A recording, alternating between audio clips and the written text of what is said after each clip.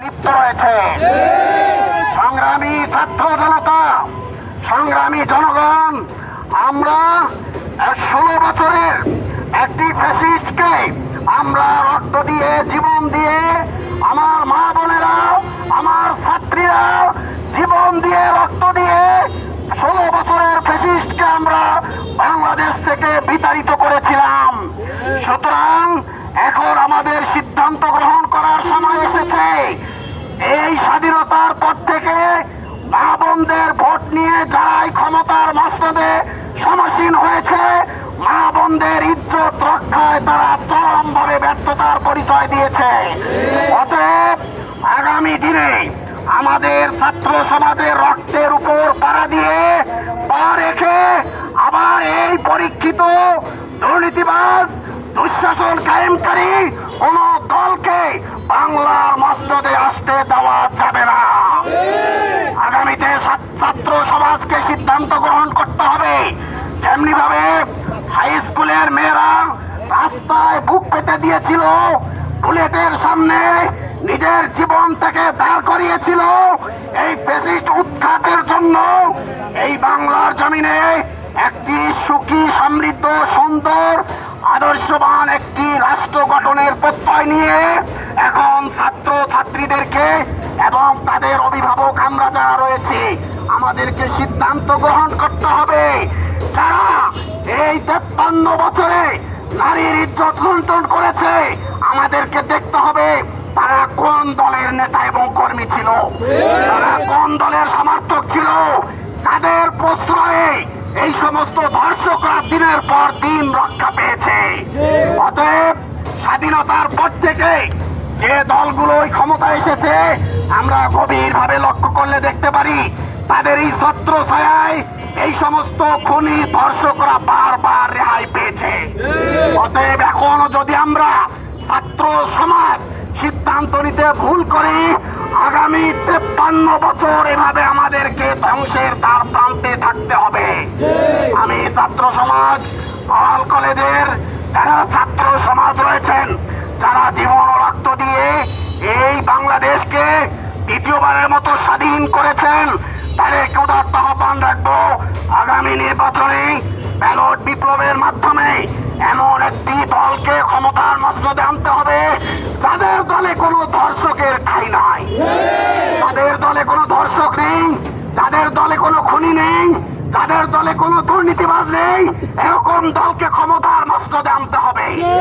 এখন আপনারা ভাবুন, 53 বছর যেই দলগুলো শাসন করেছে তাদের দলে ধর্ষক বেশি কিনা, এবং ধরতে গেলে একমাত্র যদি ধর্ষকদের কোন দল থাকে এবং ধর্ষকদেরকে ফাঁসির কাষ্ঠ থেকে মুক্তি দেওয়ার জন্য কোন দল যদি তদবির তৎপরতা করে থাকে, 53 বছরের ক্ষমতাসীন দলগুলোই করেছিল।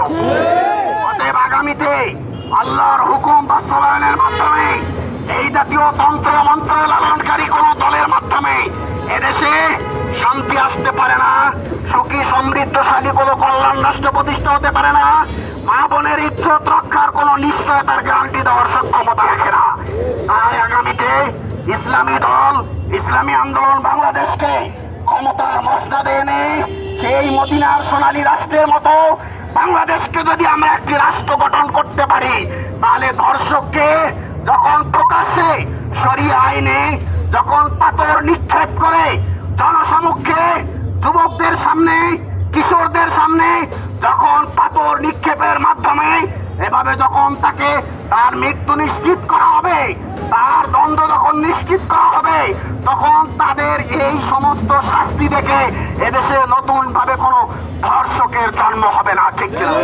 আপনারা জানেন তালেবান সরকার আফগানিস্তানে 2021 সালে দ্বিতীয়বার যখন ক্ষমতা গ্রহণ করলো, 21 সাল থেকে আজকে 25 সাল পর্যন্ত সাংবাদিক যারা রয়েছেন তদন্ত করে দেখেন কয়জন ধর্ষকের আবির্ভাব হয়েছিল। অতএব ইসলামী শাসন ব্যতীত যে নেতা যত কথাই বলুক না কেন, ইসলামী শাসন ব্যতীত কোন মানুষের জান, মাল, ইজ্জত আবরণ রক্ষার নিশ্চিত গ্যারান্টি কেউ দিতে পারে নাই, পারবে না ইনশাআল্লাহ। এই জন্য আমি বলবো যে সকল ধর্ষক বর্তমান সময় আবির্ভাব হয়েছে, এবং তারা বিগত দিনও বিভিন্নভাবে ধর্ষকরা ছাড় পাওয়ার কারণেই নতুনভাবে এই ধর্ষকদের আবির্ভাব হচ্ছে। তাই আমি বলবো বর্তমান এই বিপ্লবী সরকার অন্তর্বর্তীকালীন সরকারকে যে ফ্যাসিস্ট আওয়ামী লীগ এবং তাদের পূর্বে যারা ছিল সেই সময় যারা ধর্ষণ করে মা বোনের ইজ্জত লুণ্ঠন করে যারা রেহাই পেয়েছে তাদেরকেও পুনরায় বিচারের আওতায় এনে মৃত্যুদণ্ড নিশ্চিত করতে হবে। দ্বিতীয় পর্যায়ে হলো অন্তর্বর্তীকালীন সরকারের দায়িত্ব গ্রহণের পর থেকে যেখানে এই যে ধর্ষণের ঘটনা ঘটেছে এই ধর্ষকদেরকে প্রকাশ্যে তাদের মৃত্যুদণ্ড নিশ্চিতের ব্যবস্থা করতে হবে। সেটা আমাদের সভাপতি সাহেব বলেছেন যে 10 দিনের মধ্যে ধর্ষকের মৃত্যু নিশ্চিত করতে হবে। যদি আপনারা জনগণের ভাষা বুঝতে ব্যর্থ হন তাহলে ছাত্র শ্রমিক জনতা উলামা তালাবা আমার ছাত্রীরা যেভাবে রক্ত দিয়ে ফ্যাসিস্ট আওয়ামী লীগকে বিতাড়িত করেছে, যদি জনগণের ভাষা বুঝতে ব্যর্থ হয় অন্তর্বর্তীকালীন সরকারকে এর খেসারত দিতে হবে, তাদেরকেও একই পরিণতির শিকার হতে হবে। এই জন্য আমি বলবো নির্বাচন করে যারা বলি আওড়াচ্ছে তাদের ভাষায় দেশের জনগণ বুঝে। অতএব কোন নির্বাচন নয়, সত্যিকারের সংস্কার করতে হবে। আগামীতে মানুষের জান মাল ইজ্জত আবরুর মা বোনের ইজ্জতের রক্ষার গ্যারান্টি নিশ্চিত না করা পর্যন্ত কোন রকমের নির্বাচনের আউলি বুলি এদেশের জনগণ মানবে না। আমি সর্বশেষ আমাদের যে আসিয়া যে বোনকে তার নিজের বোনের বাড়িতে যাওয়ার পরে দর্শকরা যেভাবে অমানবিক আচরণ করে যেভাবে নৃশংসভাবে এখানে তাকে হত্যার জন্য চেষ্টা করেছিল, আল্লাহ তাআলা হায়াত রেখেছে এখন পর্যন্ত বেঁচে আছে, তারা তাকে ধর্ষণ করে হত্যা করতে চেয়েছিল।